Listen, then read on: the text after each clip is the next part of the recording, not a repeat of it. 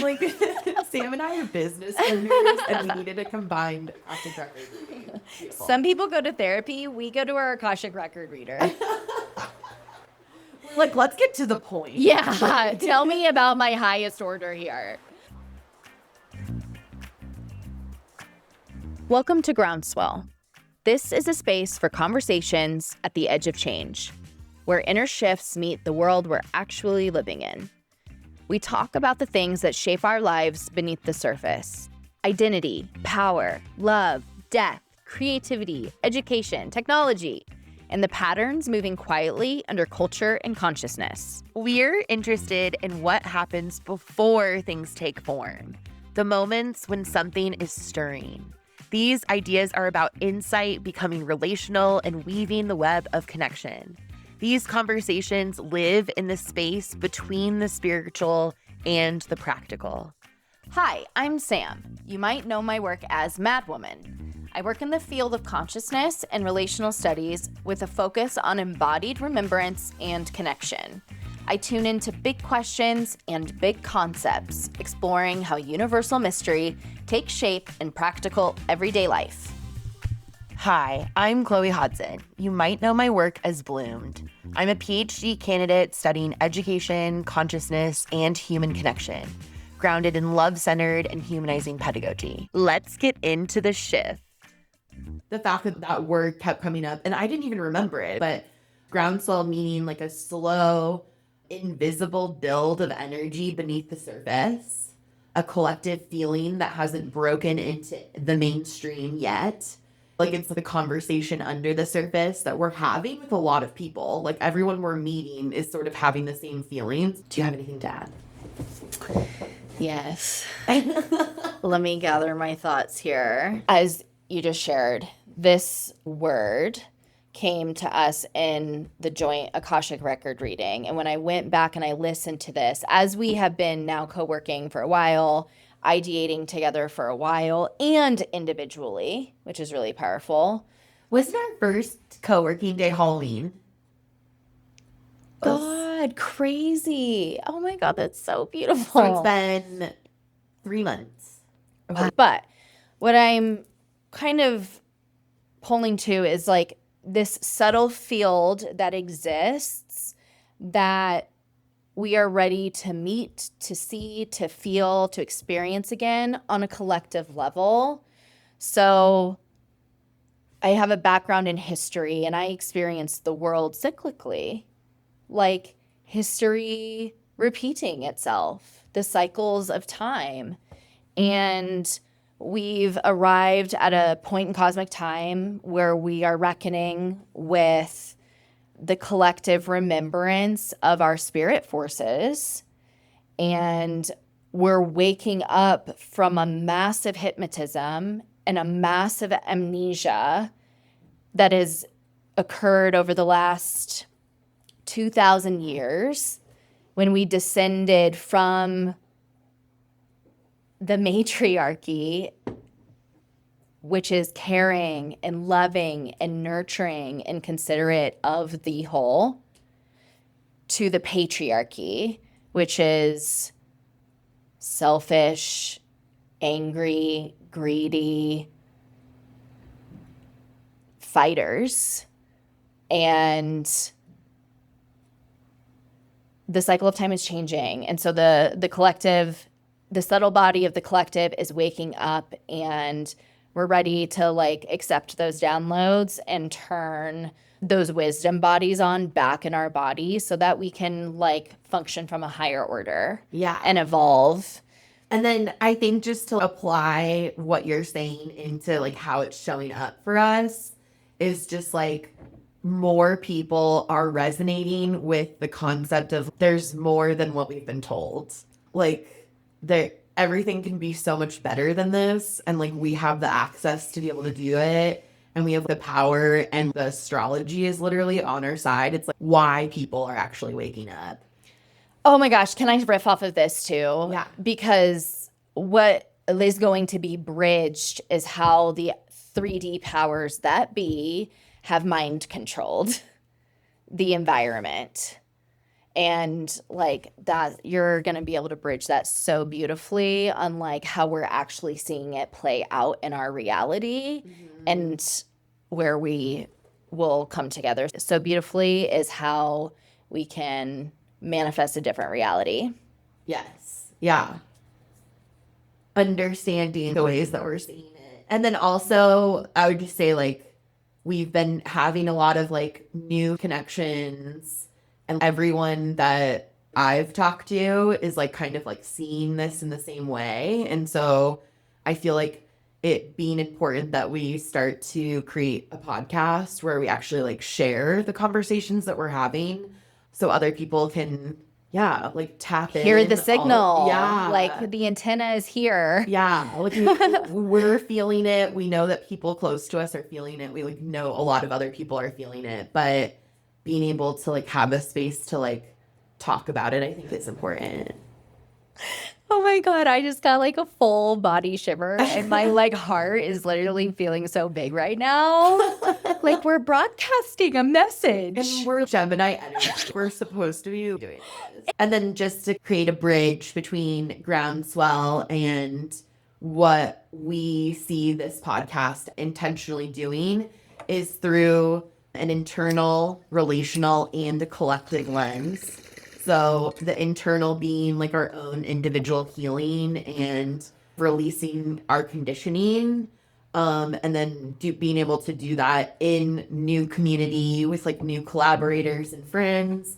And then also collectively releasing these like rigid expectations and like fears that are truly holding us all back. Now we're going to lead you into our bi-weekly weather report. And then also we agree on the knowing that language is basically the interim, like what we had to do as a human species to, because we're all originally telepathic. It's just like the cosmic web, whatever. But we required language. Well, our energy field expands very far beyond our body. And so if we consider that, we have to realize that like our energy is potentially connected to every single person. Which also means we have to have boundaries. Correct. Yeah. And it's like the difference between sovereignty versus like individualism. Ooh. Because individualism is the part that you're talking about. Like that's how we got conditioned. Like white supremacy has like a very specific set of things that it involves, and one of them is individualism. And it's the way that like a lot of classes don't do group projects like in school. Like it seemed like no one was doing a group project, and it's all about like your individual grade. I wanted to think that we were like separate, even though we're not. Okay, why? Like if we were to take this back to a rough point in history where this started to happen, it's about 2,000 years of conditioning, right? Yeah. I would say like colonization. Okay. Like when the UK and France decided they were colonizing a lot of the world. And I would say that there's very similar, while there are nuances to different situations, it was a spread of a very similar idea and concept of things. And that is attached to patriarchy and control and power. And so it's like spreading this like ideology. Yeah. Which shapes our reality so much that we're like all blind to it. Yes. And that's what we're going to motherfucking talk about. Okay, let's talk about transits. Okay, I guess the big one that a lot of people are talking about right now is that Neptune just moved into Aries, and it'll be there for 14 years. Yeah. And, like, it's been 160 years since this energy has been like experienced on Earth, and it was like around the Civil War. So it's been in Pisces since 2011, which I would just suggest that if you are going to look at your chart, you would look at where Neptune is in your chart and also where Pisces and Aries are. Yeah, so to like translate the threshold. Yes. So we are the clock changed. We're in a completely different orientation of time, which means we're in a brand new essence of time. And what that feels like is where the party is and who's walking into the room at that party. That's how you can take into account a house, a zodiac, a planet when we're talking about astrology.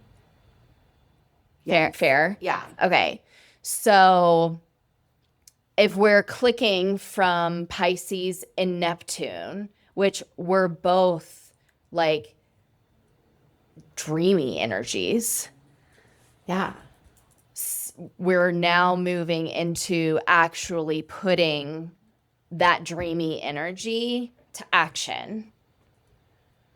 When Neptune is in Pisces, it's been there since 2011.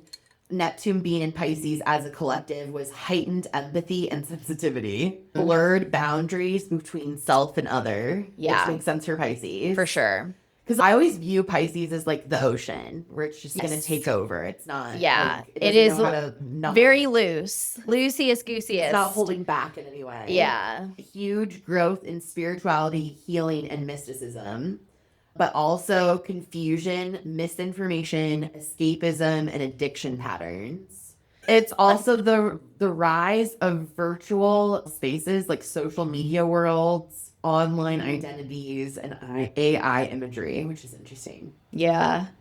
Rachel and I were watching something like 2 nights ago, and it looked so real. And you know this, but I don't have social media, and I haven't had social media for a really long time. I don't know, 8 years or something.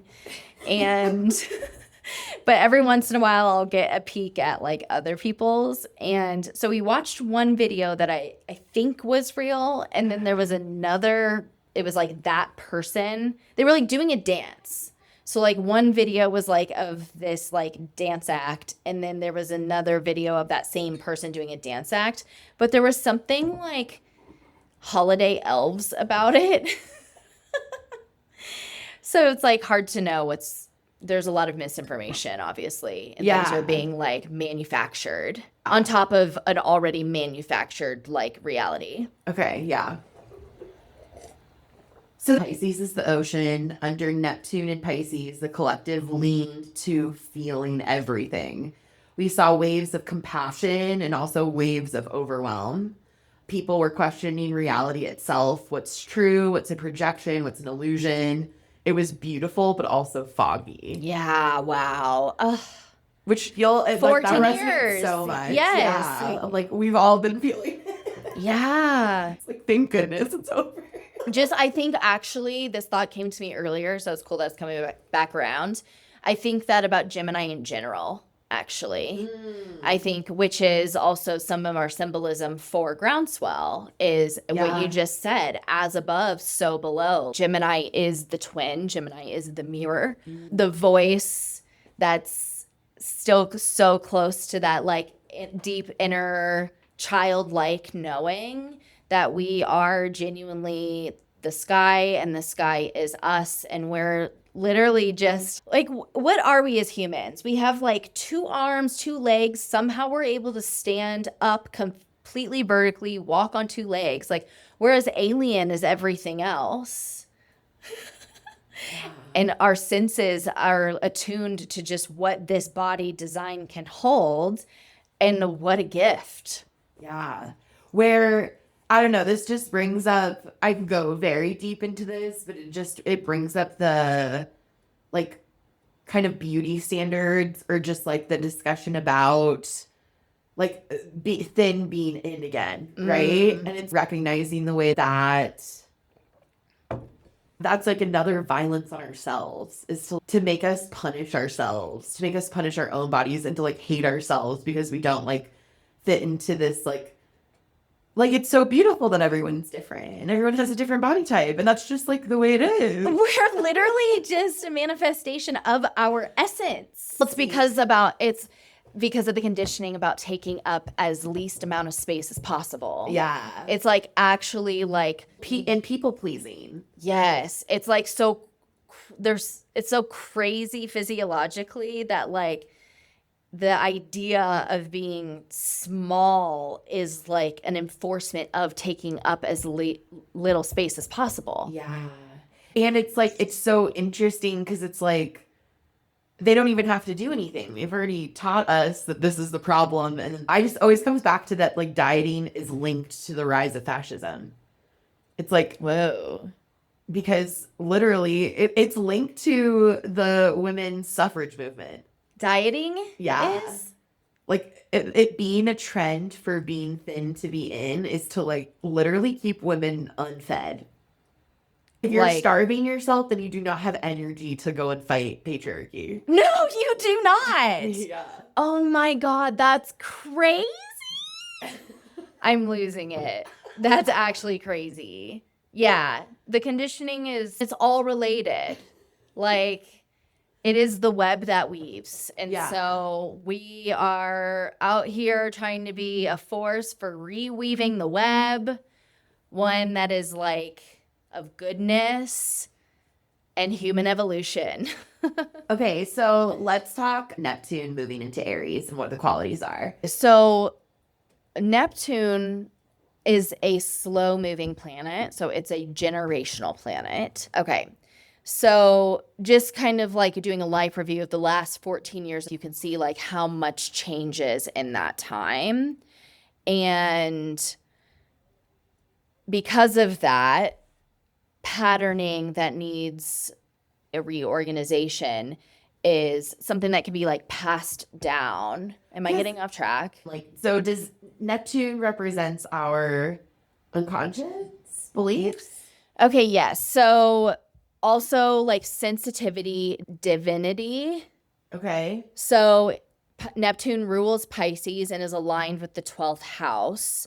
Neptune represents a movement towards the experience that each of us is completely connected to each other, to all our life experiences, and to the much larger universe.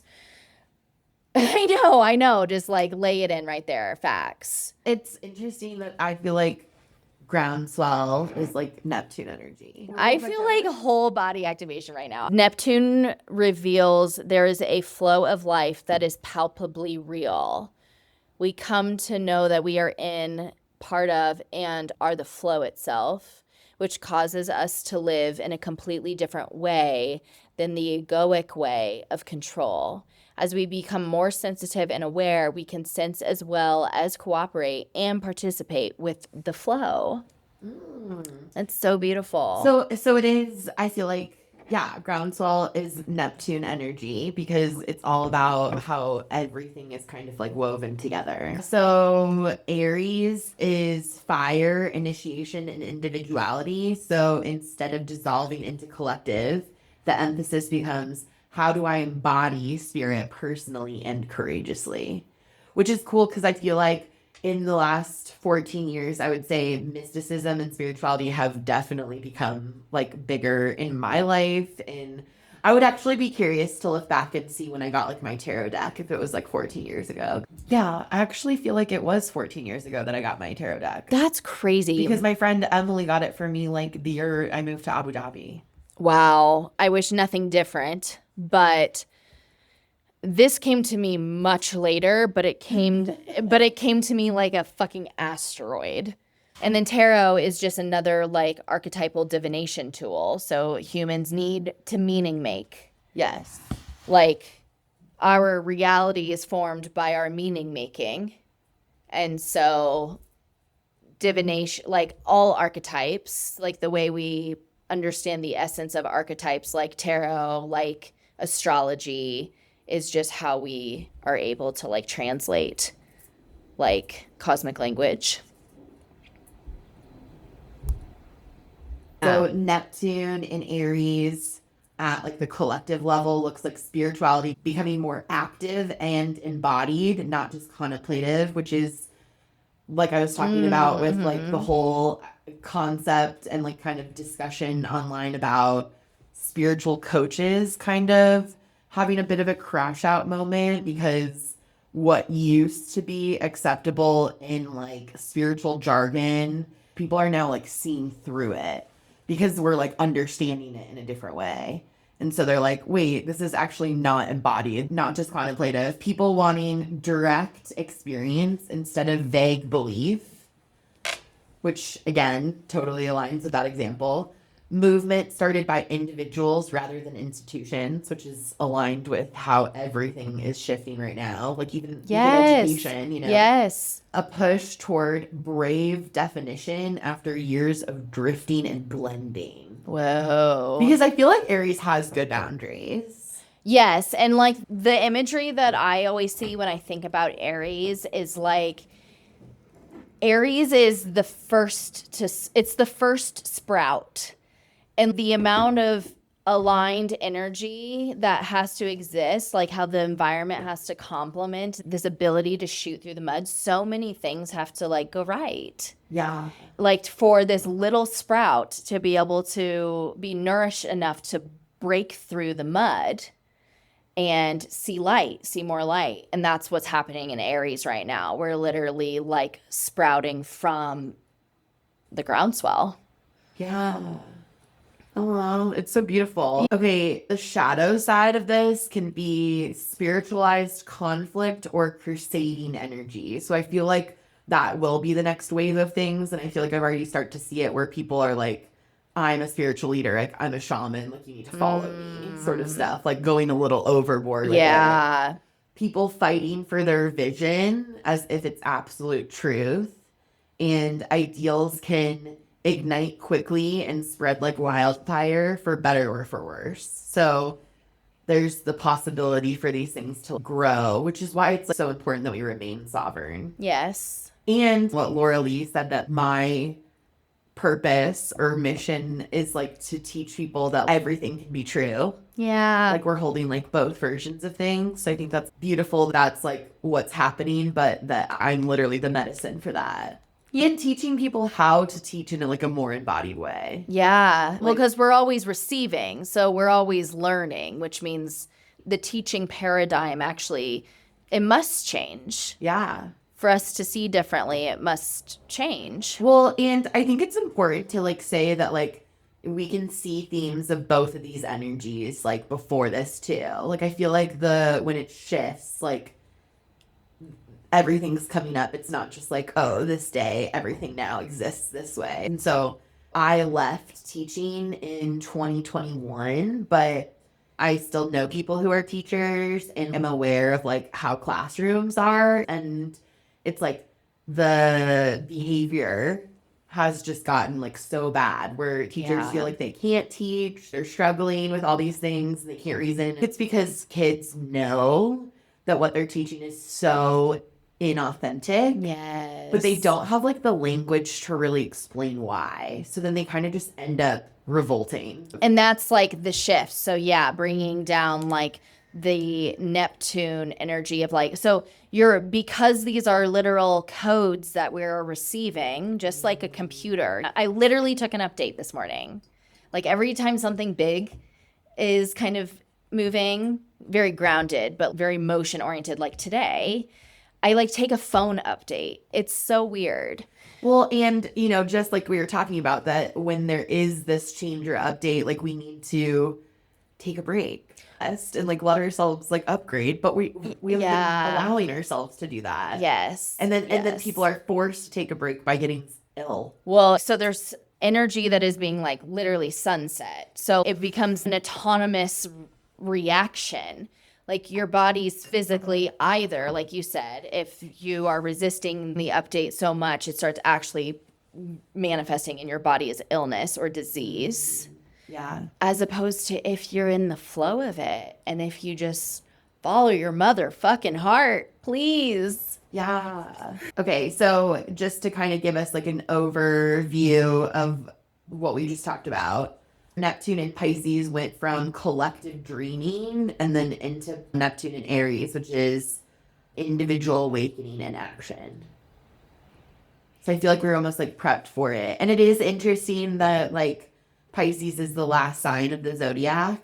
Yeah. And Aries is the first. So it's like rebirth energy in our collective unconscious. Well, yeah. And like, so if you can sense into the feeling that the universe is a cosmic clock, then you literally can feel the shift. And it's night to day. It's been 2,000 years. Yeah. Like, we've literally shifted from the underworld and we are returning to the light world.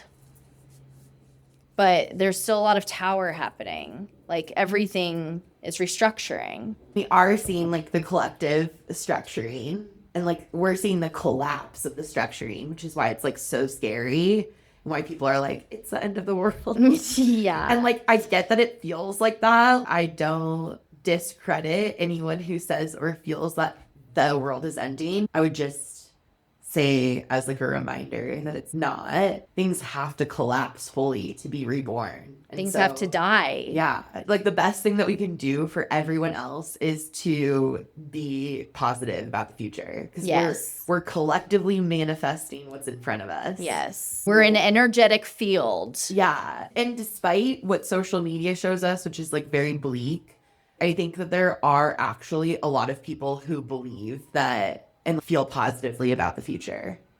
Yeah. So, I'm super optimistic. yes. I'm like, think that everything needs to collapse. Yeah. Because it got really bad. And I, again, have like compassion for people who are struggling. And I feel like it's important to like speak on these things so you can understand and like use the energy in your life.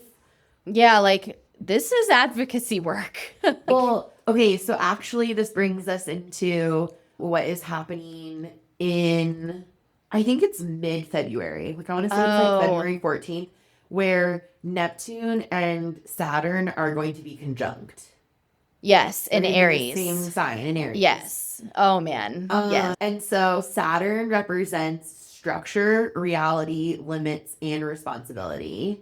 So when Saturn meets Neptune, which only happens once every 36 years. Wow. Dreams meet reality. Ah. So their upcoming conjunction in Aries is especially potent because it plants a long-term seed. Yay. Spiritual or imaginative visions, Neptune, must take concrete form, Saturn. And they must do so through bold beginnings, Aries. So on a collective level, this can bring the building of new systems based on new ideals, the end of fantasies that can't be made practical, and the pressure to commit to a path rather than just vibing with possibilities. Yes. So it's like all of us getting so clear on what we want. Yeah, we're being fully activated. So like, if there has been any kind of disruption in your life, it is a mirror for what can be revised, because it's opening up your reality to a completely different paradigm. We're literally changing the paradigm. Something I feel like is maybe important to know is even if you don't understand astrology, like it doesn't mean that you're not being like influenced by it. Astrology was like the first science. Yes. And everyone who is powerful uses an astrologer. So use your astrologers and know your astrology. Maybe I'll need to like look up the quote, but it was something like millionaires don't use astrologers, but billionaires do. Yeah. It's the stars. It's the timing of the stars. Yeah. It's right in front of your noses too. It's like You're right, experiencing it's it. right here for us to be able to use. That's why we all have these like common themes of things that are coming up in our lives. So Neptune and Saturn are conjuncting. And so what that's going to look like for us in the collective is basically, like, I feel like it's around boundaries too, in terms of like what's meant to be will happen. But if we can't do it, then you release it. So it's kind of just like, I think would say decisiveness, like anything that you've been like holding on to as a possible dream. If you can't see the reality of it, then you're gonna be able to let it go now, as opposed to like dreaming about it. Yeah, for sure. And also, I think like always bringing up the mirror component to it is like doing an audit of the relationships and the functions of your life and really discerning whether or not they are serving you. Like, are they part of your life path? If it, like, yes or no. Totally.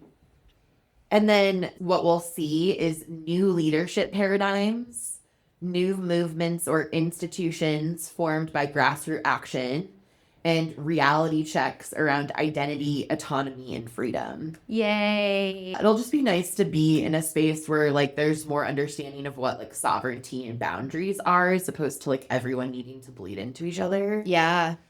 A new Wow. world we're going into. Yes. Individually, this transit pushes people to take their spiritual or creative calling seriously as a life path, not just an interest. Collectively, it can restructure how we understand agency, less passive hope, and more intentional action. So in simple, Neptune in Pisces was dream, feel, dissolve, and imagine. And Neptune in Aries is declare, act, embody, and begin. And then when Saturn joins Neptune in Aries, it says, turn the dream into a disciplined, lived reality, something that can last forever. Literally whatever you want to be. Like, whatever you want to be. Go be your spirited self. Yeah, I mean, like, there's a real reckoning right now happening with the relationships in your life. I suspect many people listening have also had, like, friend breakups. Yes. Like, that's been very clear within the last few years. Like, reason, season, lifetimes. There are some people that stick around, and there are some that are meant to flutter in and flutter out. And, like, you get to choose. Like, you get to choose if at any point in whatever relationship in your life, if it's a work relationship, if it's a human relationship, if it's, like, to any curricular activity you have, does it still feel good? And that's not really something that we've been emboldened to reflect on. You stay to stay. Yeah. You literally just stay because. What? Because what? What the fuck are people talking about? Makes no sense. Yeah. And like, of course, there's like sadness and grief. I feel like around like Yes. losing friends, which I feel like is important to acknowledge. Like, it's sad to not grow forward with somebody, but also like we have to put ourselves first. Yeah. So today we'll close our episode with just some reflection questions. And a question to think about with this energy is, where am I being invited to act from soul rather than from fear or habit? We're also ready. Like, people are ready to meet this moment. Yeah. So, like, feel encouraged by it, that you get the gift of deathing something so that you can be reborn. Some other questions to think about are, where do I feel a quiet but persistent inner calling to begin something new? And then also, where am I being asked to soften my ego but strengthen my spirit? Oh, I love that. Yeah. Yeah. And then if you were looking to explore your chart, you could look into what house in your chart is Aries in. And so this would show you where in your life you're going to move towards like new or more intuitive and spiritually guided beginnings. So for instance, my Aries is in my 11th house, so I know that like there's a shift in how my community is. Yeah. And so if you're looking at where that was in your chart, you could just reflect on where, yeah, this new change or new possibilities are showing up for you. If this resonated, feel free to share it and keep the conversation going with people in your world. If you're wanting a more intimate and live experience to explore what's been coming up, reach out to us at groundswellpod@gmail.com for literally anything else. You can work with us individually too. Chloe at chloehudson.org and me, Sam, at heymadwoman.com. You'll find links to all that plus our Substack in the show notes. Thanks for being part of the shift.